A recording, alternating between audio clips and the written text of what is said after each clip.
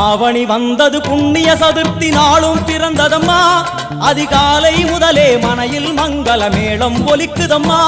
கஜமுகனின் வரவை காண குடும்பம் வாசலில் கூடுதம்மா